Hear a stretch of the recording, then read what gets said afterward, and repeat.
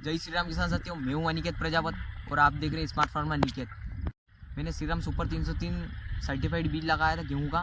7 नवंबर की मेरी गेहूं की बुआई थी और आज मेरी गेहूं की फसल 35 दिन की लगभग होने को आ चुकी है। और मेरी गेहूं की फसल में आज जो मैं खाद देने वाला हूं उसमें लिया है मैंने 10 किलो प्रति बीघा के हिसाब से DAP लिया है, 25 किलो प्रति बीघा के हिसाब से यूरिया लिया है और मैंने लिक्विड जिंक लिया है 39% राज कंपनी का, जो मैं अपने यूरिया और DAP के साथ मिक्स करके अपनी गेहूं की फसल में डालूंगा।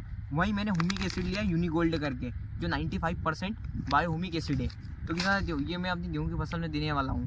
क्योंकि मैंने जिंक अब इसलिए दे रहा हूँ, पाउडर इसलिए नहीं लिया क्योंकि किसान साथियों जो पहला पानी दूंगा उसमें देना था, लेकिन उस टाइम क्या है कि मेरे गेहूं की फसल में खरपतवार अधिक थी।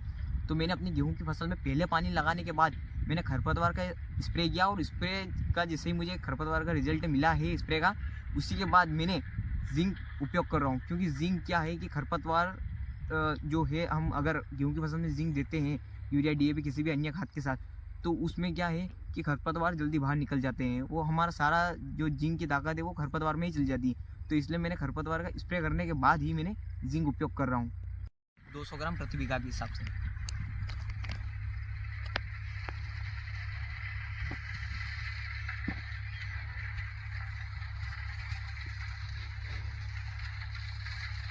वहीं मैंने 250 ग्राम प्रति बीघा के हिसाब से ह्यूमिक एसिड लिया है, जो बायो ह्यूमिक एसिड है यूनिगोल्ड का।